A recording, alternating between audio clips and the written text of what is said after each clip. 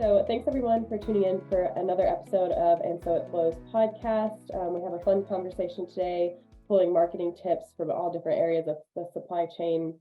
We have representation from manufacturer, distributor, and manufacturers reps. So joining me today, we have Amy Zuki Justice, the Director of Marketing for Matco Norca. We have Stephanie Porter-Bodziak, Director of Marketing and Branding for Porter Pipe and Supply, and Rachel Edens, the Marketing Manager at Pepco Sales and Marketing. So I'm really glad that all of you ladies could join me today. Thank you for having us. Thank you. Pleasure. So let's just jump right in with a broad question. How do you each define marketing and branding as it relates to our industry? I don't think it's much different than other industries. I had my own agency before this, and I've had like a background in construction. So some things are a little bit slower than other industries. But, I think basically putting together, like, as far as the marketing goes, it's like putting together the strategy and the plan and executing it. And then the branding is everything from the logos to the looks and having consistency across all the design work that you do. I agree with what Amy said in terms of it isn't necessarily different in this industry. What I think you find a little bit more in this industry versus like in, marketing and ad agency world is the term brand and marketing and advertising are all kind of looped together as though they're one thing. So that's maybe a misconception, is not understanding the differences that they are. But I would echo Amy and what she said in terms of what the differences are. And one of the things that I love to simplify it as is the quote that marketing is asking someone out on a date, but the brand is the reason they're going to say yes. So the marketing efforts may change, and they should change over time, and also differ dependent on who that end customer is. But the brand will most of the time stay the same. But of course, we also see rebrands with companies too. So that's almost like the toolbox. And the marketing ways in which you go to market is the different tools within it. From our side, branding is like our visual appearance, the way you look in a digital and print spectrum. And then to separate that from marketing, for us, marketing is more about a conversation with our clients and our customers. On average, it takes 10 or so touches across several medias to have a customer make the decision to do a call or buy a product or any of that. And marketing is one avenue to help facilitate all of those touches versus it all coming from the sales team. Yeah, definitely. So kind of honing in on digital marketing, especially, our industry can be a bit behind in a lot of cases when it comes to digital marketing. So if you're speaking to a company or giving some advice on how to get started with a digital marketing plan in 2023, what would your advice be? Just start somewhere. Pick one spot that you're good at and keep it consistent and relevant to your audience. Interact with your audience. Use your comments, use your hashtags, your mentions, mix up your graphics so it's not just a flat graphic every time. There's audio, there's video, there's all of these different types of media out there, and it just boils down to be social with your social media. I'd agree with Rachel on that, just in the terms of start somewhere. But I think my number one advice, and this doesn't just apply to the digital medium, but be really intentional with what you're putting out there, not just in terms of messaging and imagery, or whether it be static or have some animation to it, but also be intentional with which avenues in which you seek out. So don't just post to Twitter and LinkedIn and Facebook because you think that that's what you should do. Like, really tailor that message per social platform, and also determine if all of those social platforms are even necessary. I would also say be mindful to have your call to action something that's relevant and going to add value to that customer. So if you're going back to your website and you're leading that traffic that way, make sure that it's up to date and it's a good reflection of your brand and what your company stands for as a whole. But I think the number one, get started. to just be extremely intentional and have that strategy to back it. Mhm. Yeah, I'd agree with that too. I made a note in my head. I mean, I think it's also, you touched on the website, making sure that all roads lead back to a strong website, you know, one that people can navigate through easily. And then on top of that, I know we talk about it later on about analytics, but just making sure that you have a grasp on where everybody's coming from, how they're getting there, so then you can tweak your strategy. You know, you may find something that you didn't even know was working well, and then you could do more of it. But I really think a lot of people neglect their websites, and that's just where you're going to lose someone. So you need to make sure that that's working to your advantage. Yeah, that's a good point, and we can kind of go into the next question with this, but a common mistake that I see are pushing, using social media and other digital marketing tools to push to your website, and then your website is not full of information, it's not visually attractive. So that's a really important piece. So Yep. sort of on that note, everyone tell me some common digital marketing mistakes that you see within the plumbing, heating, and cooling and PVS industry.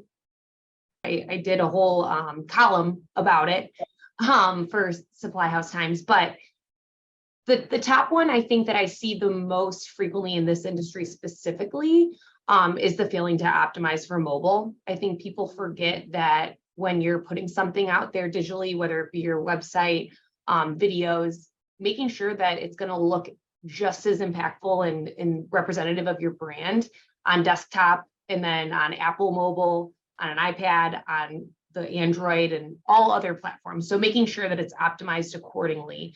I think that's something that people think is an afterthought, or think that because I'm posting it this way on the desktop, of course, it's just going to naturally adapt. Unfortunately, that's not the case. You would think it would be, but just being really mindful of that. But I think another thing that I see a lot, not just in this industry, but overwhelmingly across the board, is like Rachel touched upon it, like be social on social, but not actually replying and talking with your customers when they engage with you, whether that be through a review on Google Business or just commenting on your content in general. Just having them fall radio silent, that's something that, and I understand it's an undertaking and could take a lot of time, a lot of effort, and really having to be conscious of that brand voice, but that's such an opportunity to engage and really create that brand. And at the end of the day, we're focused on customers, right? And making sure that they felt heard, seen, and understood, and just completely leaving them silent. That's not what you're portraying. So that's another one I see widely just in general, but it definitely falls into this industry too. Yeah, it's a good point, because a lot of people also try to shy away from if somebody says something bad. And I'm always like, no, you have to get in there and comment, and it's either own it or correct it or whatever. And then that's actually how you kind of turn those bad reviews into loyal customers. I also think people tend to skimp on their budgets and their staff. And they really don't invest what they should. They just think it's like, this easy job that just happens. So I think a lot of companies don't realize that you have to put a whole strategy with the budget together and stick to that and put money towards it, or you're not going to get those results. Okay. I agree with those, but also I want to take it like a slightly different direction. Of another thing I see is, especially on social, is only talking about products when product is not the whole existence of your business. You're about the people and your connections and supply chain, or whatever your business model and various departments do. There's more than just the product out there. It goes back to the be social. Yep. Yeah, I love that point, Rachel. That's something that kind of, I guess, is like a pet peeve of mine that I see on especially social media, is strictly being self-promotional, because people go to social media for connection, for information, engagement. They don't go to be fed, advertising type content, although it is flooded with that now. So I think it's really important to offer, if you want people to engage with your post, you have to offer them something. You're not just promoting, this product is great and here's why. that's not really the best way to go about it, in my opinion. So jumping into SEO, it's something that can be a bit overwhelming. So why is this important for distributors, reps, and manufacturers in our industry? And any advice in that area that you have? I'm a huge believer, and this is such a specific technical area, that hire an expert. I mean, I can get by on it. You don't want me to get by on it. Like, I just think Google changes so often, and you really need somebody who's on top of that and knows their stuff and can get in and help. You can do things as, adding more content to your site, more blogs, and tagging stuff correctly, but you really need somebody who can get in there and understands it and how to do everything that we don't see on the front end. I agree on the look at hiring an expert, but for those that can't, it kind of goes back to just to start somewhere, but be strategic with how you lay out your website and include those SEO optimizations. It's intentional, just like a social campaign or an email campaign or any kind of marketing campaign. Do your research and start off in the right direction first. I don't have a whole lot more to add other than what's already been said, but I will say it is extremely overwhelming. Mhm. And it could be a full-time, job. It's an animal of its own right, that it definitely needs to be tended to, and it's extremely important. But, I think if you're doing a good job copywriting and keeping content fresh, especially on your website, it naturally will follow to have relevant and good SEO. But again, there's a lot of different ways to skin a cat on this one. And it's one that I find myself even getting overwhelmed by. So if anyone's feeling that it's a huge undertaking, you're not alone. I mean, there are some things you can do if, like you said, if you don't have an expert, the more places you are, like your social media actually helps to drive your SEO and getting found on Google. So that's helpful too. And just making sure that you're all the places that you can be, because that'll drive that. Yeah, and I agree that quality content, if it is very overwhelming and you definitely want to get technical and work with an expert. But if you're just getting started, just remember that quality content does perform, and Google, at least to my understanding, is after quality relevant content. So if you're producing that and posting it to your site and social media, then it's kind of a good step one. So in terms of digital marketing tools, what are some apps or softwares or tools that you think people should be using, or some of your favorites to use? There's a lot of like campaign calendar schedulers out there, and they all perform and work different or in different monsters. You need something that fits your size and what you're doing, but they allow you to post to multiple platforms at the same time versus you having to go and hunt down, oh, I'm going to go to LinkedIn today and Facebook and Twitter and Insta and TikTok and managing all of them individually. Find a scheduler and save yourself the time. You can post different content across all the platforms. It'll give you a better overview of what your campaign as a whole overall will look like. Agreed with Rachel. We use Hootsuite specifically for our content calendar, and then also just managing and reviewing the different analytics on social. And again, too, I want to make sure I call out what Rachel said too. Like, it's great because you can put the same content on all of the different social platforms, but definitely like make sure you're tailoring that message per platform. So like she mentioned at the end there, like ensuring that it's relevant to that and user on that platform. Yeah, and looking at it from the other side, so there's the social side, right? But then there's your email campaigns, there's your digital ads and all of that stuff. So I'm a huge proponent of a CRM system. We use something called SharpSpring. It has a cost to it, but you really get what you pay for. I've evaluated a lot of CRMs before, and it's moderately priced, but I love it. I can see who's interacting with my website. I can see where they're spending their time. I can see what emails they're looking at, their whole life cycle of all of my campaigns. I can see all the social in there. You know, I do use Google Analytics a lot as well, but I can get that also within my CRM. We do a lot of automation based on what people do when they come to the website. So we'll send out other messages. So I like to track all of that. And then it also ranks our database, you know, all of our customers and prospects and how active they are with all of our tools. So we know, you know, are they a hotter lead and all that stuff. And we do a lot on our website with inbound forms to capture people when they ask questions or if they come in from a Google ad or something like that. So then we can get the right messaging out to them and follow up right away. Amy, what did you say it was called? Sharp Spring. It's like a HubSpot. So a lot of people use HubSpot because it's free until you really need to use it. Then it gets really expensive. Yeah. But Sharp Spring it's moderately priced and it's just a fantastic tool. And I'm sorry, are you saying sharp or sharp? Yep, Sharp. Sharp, okay. Sharp like pointy. Yep. Yes, I want to check that out. That's super insightful. Yeah. And I want to continue this a little bit on like the graphic side too. You've got everything from Canva to the entire Adobe Creative Suite to make graphics.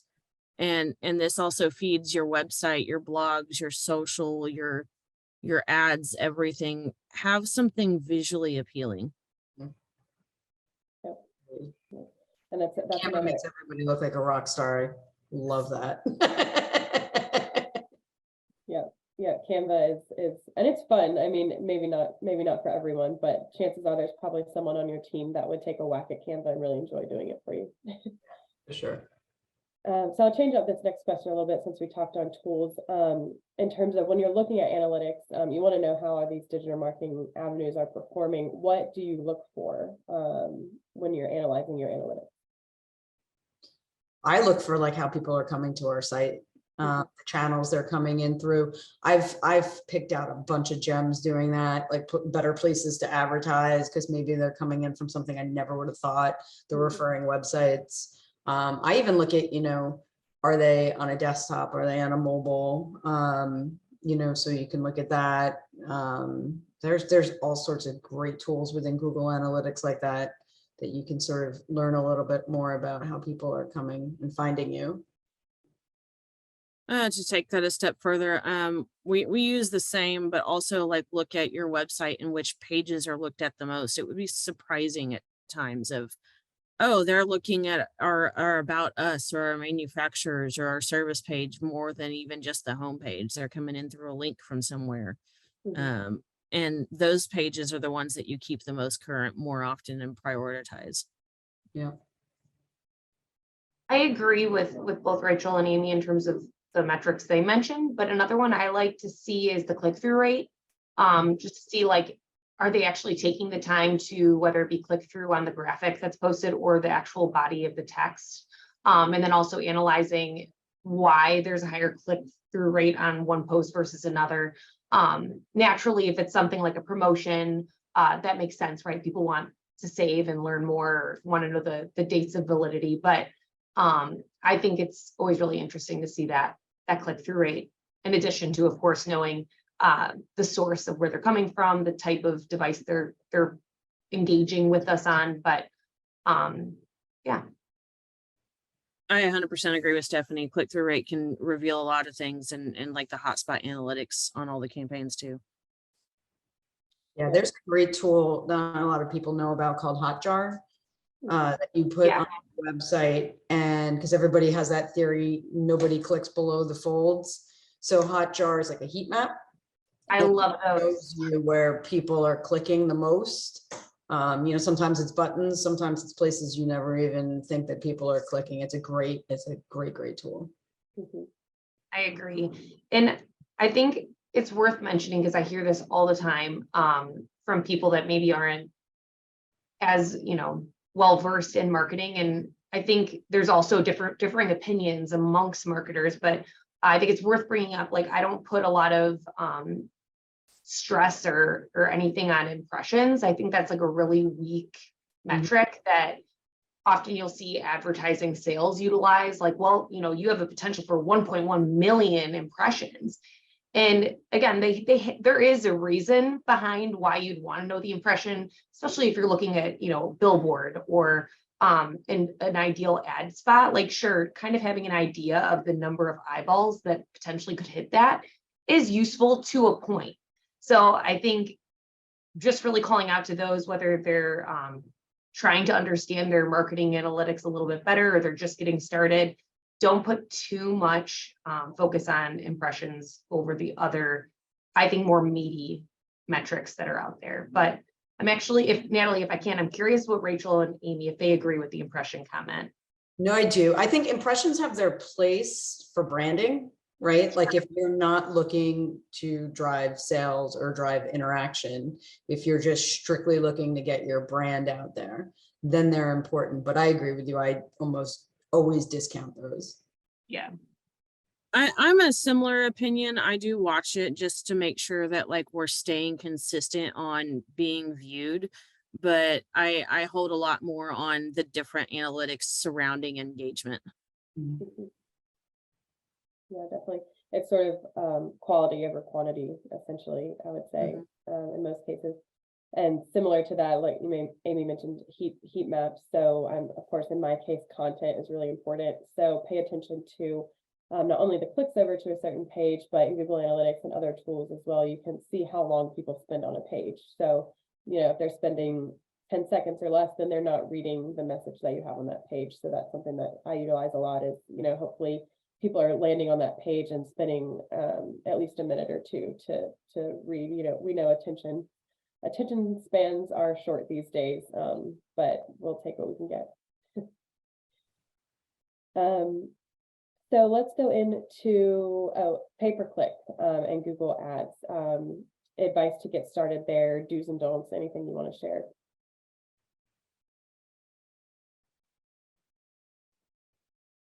I'll take it. Start small. You don't want to throw your whole budget on a pay-per-click ad that doesn't turn into anything. It's almost like the impressions versus engagement bit of it needs to have a purpose. And then also like play with like an A and B testing on what is working and what is turning that click into more follow through, more engagement, whether it turns into a sale or a relationship conversation. Make it purposeful. Yeah, I'm a huge believer of Google Ads. We do a lot. I do more right now with SVF only because I'm still working on a redesign for Macco, but it also drives up your SEO. Sadly, I mean, it's like a pay to play kind of thing, but my Google campaigns work so much better than anything else I do. I also would use the same advice. I know that not everybody has the budget, but we use an expert for that too. Just because you constantly want to be looking at that, and you look at the both of them together. What are people searching? What are the terms they're searching? And then you play with that into your ad campaigns. But we've had a lot of success with Google. Agreed. And I especially want to call out Rachel's point on the A and B testing. I think it can be stressful to think that you're putting dollars behind how you're promoting, whether it be your website, your brand, certain promotion, but have some fun with it. And also understand that you can start small, and if you don't have really the metrics to back the strategy of how you're going to go about running those ads, start small and do the A and B testing. Maybe it's even A, B, and C testing, but have fun with it. I think social media too, specifically Facebook, and then oftentimes it will loop into Instagram is like one budget. You can really outline what you want your metrics to be, and they'll tell you what that price point looks like. So even outside of Google, you can play around and understand your audience a little bit more and what's going to motivate them to want to engage with your content or your company. Yeah, very true. So kind of diving a little bit deeper into social media, something that I hear pretty often in conversations with people in the industry are that they don't invest a lot of time in social media because they don't see an ROI. Social media doesn't translate into sales. So kind of what would you say to that, and why is it still important to take advantage of social media marketing? Social media marketing is so much more than actually proving a one-to-one, return on your investment, and hopefully it's not one-to-one, hopefully it'd be even more. That's your reputation. You're not just showcasing why people should buy your product or be a customer of yours. You're building that community engagement. You're utilizing that as even a reason why somebody would want to come and work for you. One of the biggest challenges that I hear time and time again in this industry and otherwise is that recruiting and finding good people is extremely difficult. What's one of the places that, especially younger generations, whether they're entering the workforce or trying to decide if they want to stay within the company they've, committed to, they're going to go and look at that social presence and see, is this a fun company? Is this a company that stands by their team? So it's a great recruitment tool and just a way to not only engage with customers, vendors, community, prospective recruits, but showcase things you care about, stand for something. So I think actually proving that ROI goes beyond actually being able to show the outline of different metric points and saying, we got our money back on this. I think it's going to show up in a lot of ways that will have the ROI for dollars and cents, but it might not necessarily show on a dashboard, if that makes sense. Yeah, I think people need to set their expectations, right? Like, you're not going to close a major deal because you have a social media presence, but people will relate to your brand, start feeling attached to your brand, making sure you have different kinds of posts like we were talking about earlier. Products, it's great with new product releases, all that good stuff, but let them, it's like a window into your company. What goes on? Are they, like you said, are they having fun?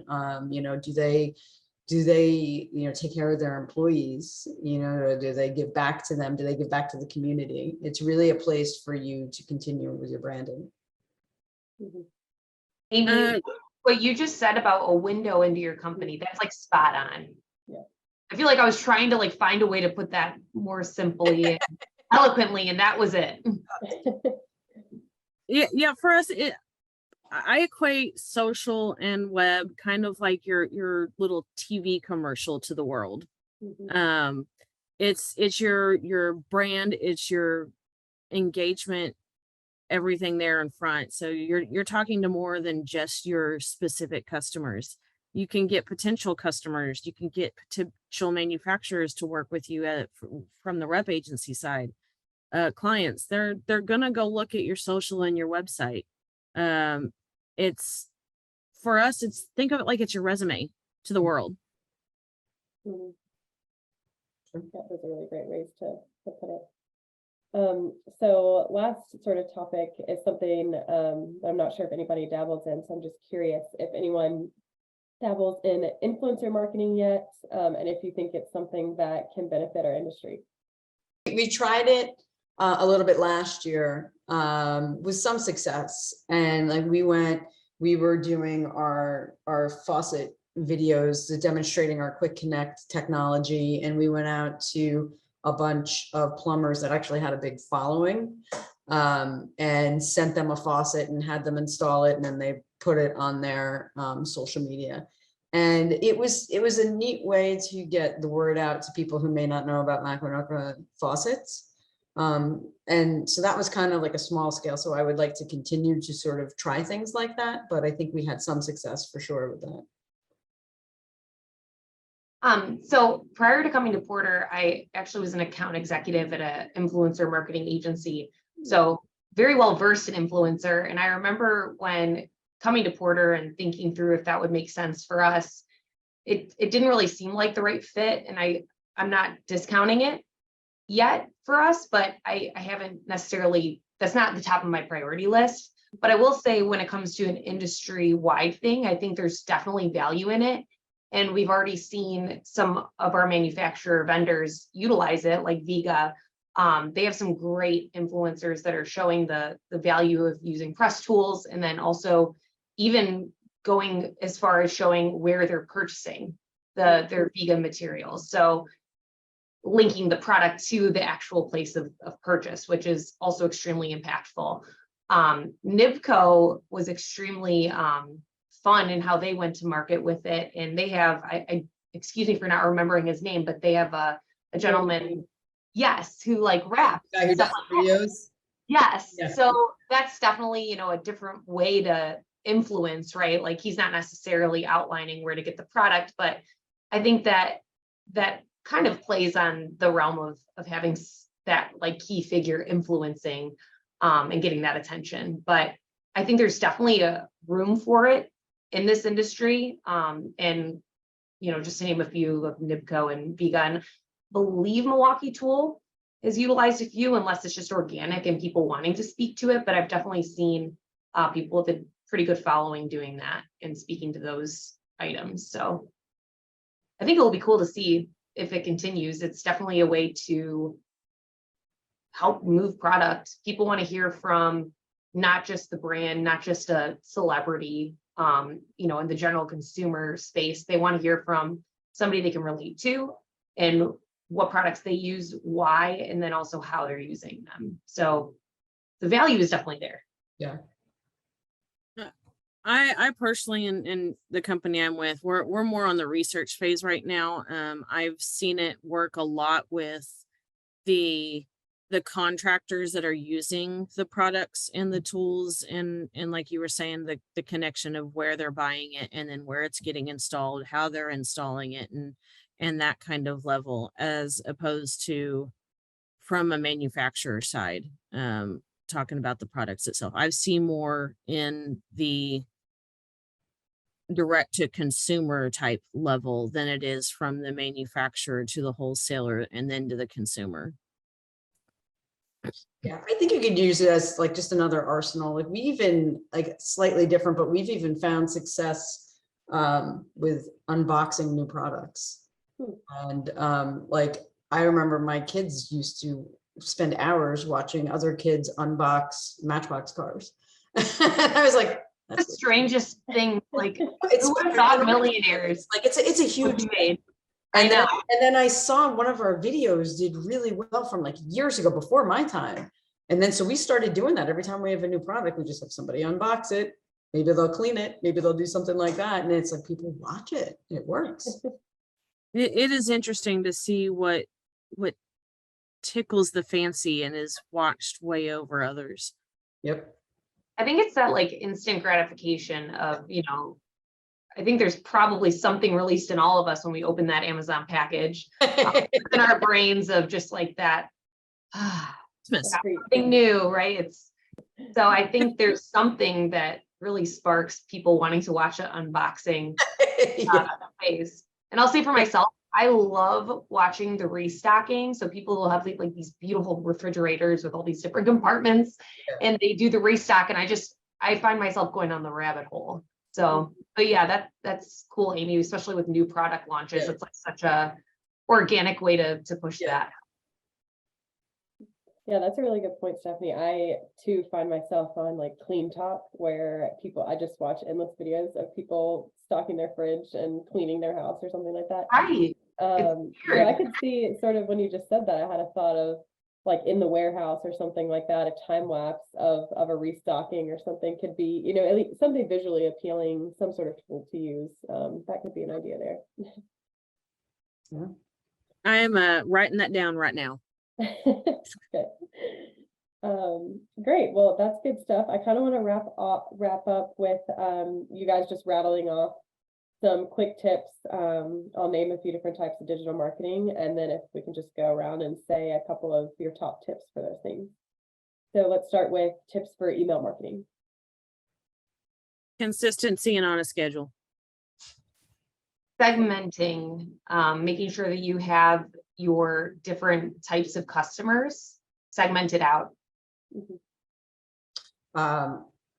Data hygiene, making sure that your lists are up to date and you have the right contact information, that you have more than just a name and an email address, that you really have the complete, otherwise your deliverability goes down and then you have a low score and things won't get through. Yeah, that's really important. Perfect. Tips for website branding. User experience, making sure you, the fewer the clicks to get to where they need to go, making sure that you like understand the journey. Like we have a ton of like SKUs and things that fall within things and within things within things, and just making sure that like it's obvious how to find it.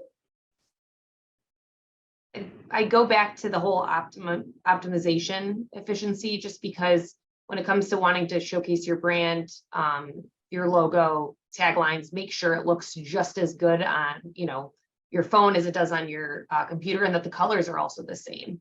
Your Pantone colors will differ from digital onto print. So being mindful of that consistency too.